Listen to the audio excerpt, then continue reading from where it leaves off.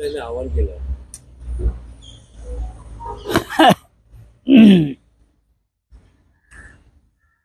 चंदीगडच्या निकालावर बोला. जे.पी. नड्डा यांना माझं आव्हान आहे की भारतीय जनता पक्ष या देशामधल्या निवडणुका कशा पद्धतीने जिंकताय हे चंदीगडच्या महापौर पदाच्या निवडणुकीने दाखवून दिलं. सुप्रीम कोर्टने तुमचं एवढं वस्त्रहरण करून सुद्धा तुमचा खोटारडेपणा, तुमच्या चोऱ्या लांड्या लवाड्या निवडणुकीतल्या उघड करून सुद्धा तुम्ही 370 पार वगैरे ज्या काय घोषणा करताय ती लोकशाहीची थट्टा आहे. याचा अर्थ तुम्ही 370 जागा जिंकण्यासाठी यंत्रणा आधीच ताब्यात घेतली आहे, पण आम्ही ती होऊ देणार नाही. जे.पी. नड्डा काल इतकंच म्हणालेले नाहीयेत. जे.पी. नड्डांनी काल त्यांच्या भाजपच्या कार्यकर्त्यांना आवाहन केलंय, पदाधिकाऱ्यांना, की साधेपणानं जगा. आपण पाहिलं असेल की 50 लाखाचं घड्याळ वापरू नका, महागड्या गाड्यातून फिरू नका, असं आवाहन केलंय का. सामान्य माणसात जाताना श्रीमंतीचा थाट दाखवू नका, म्हणजे मोदी करतात तसं गरिबीचं ढोंग करा. हे ढोंग करा म्हणजे राडोचं घड्याळ वापरू नका.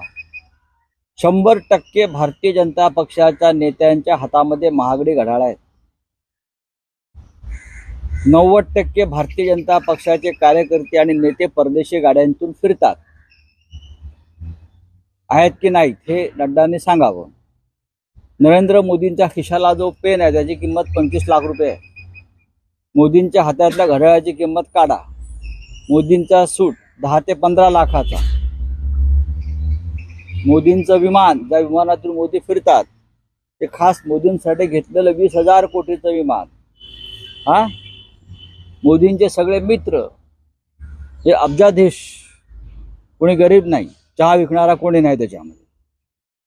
तेव्हा जे.पी. नड्डा यांनी हे ढोंग बंद केलं पाहिजे. भारतीय जनता पक्षानं निवडणुकीच्या तोंडावरची ढोंगबाजी आहे ही बंद करून गरिबांना जे हवं आहे, तुम्ही एका बाजूला शेतकऱ्यांवर गोळ्या झाडता, शेतकऱ्यांच्या हत्या करता, या महाराष्ट्रामध्ये गरिबीची थट्टा उडवता, या महाराष्ट्रामध्ये आमदार खासदारांना 50-50 कोटींना विकत घेऊन सरकार बनवता. आणि तुम्ही दुसऱ्या बाजूला आपल्या कार्यकर्त्यांना सांगताय की महागड्या गाड्या वापरू नका, महागडी घड्याळं वापरू नका. जरा आपल्या कार्यकर्त्यांच्या मनगटाकडे जरा फोटो काढा, सगळ्यांचे व्हिडिओ, आणि लोकांना दाखवा, म्हणजे कोण कशी महागडी घड्याळं वापरतायत. घड्याळ वापरणं गुन्हा नाही, कदाचित त्यांना भीती वाटत असेल घड्याळांची, आणि म्हणून त्यांनी पवारांचे घड्याळ काढून घेतला असेल. वेळ आणि शाही बघायला लागले तर वेळ आणि शाही याच्यावरती निवडणुकीत संदर्भात जनता काय धडा शिकवते? जनता निवडणुकीत वेळ आणि शाही या संदर्भात आपलं मत मांडेल. महाराष्ट्राचे नव्हे देशाच्या जनतेने ठरवलं आहे की यांचे महागडे सूट उतरवायचे, यांची महागडे घड्याळं भंगारात टाकायची, आणि ही जी शाही आहे ही फक्त लोकशाही राहील, हुकुमशाही जाईल. ही शाही आम्हाला माहिती आहे. या महाराष्ट्रात सध्या जे सुरू आहे अशांतता, अस्वस्थता, सामाजिक अस्वस्थता, राजकीय झुंडशाही, ह्याच्यावरती नड्डांना महाराष्ट्रातून बोलावं असं वाटलं नाही. इकडलं त्यांचं जे सरकार आहे ते ज्या प्रकारे महाराष्ट्राची लूट करतायत, दरोडे टाकतायत, त्याच्यावर नड्डा यांना आपलं मत व्यक्त करावं असं वाटलं नाही. नड्डाने जे मत व्यक्त केलेलं आहे ते सगळ्यात आधी नरेंद्र मोदींना लागू होतं.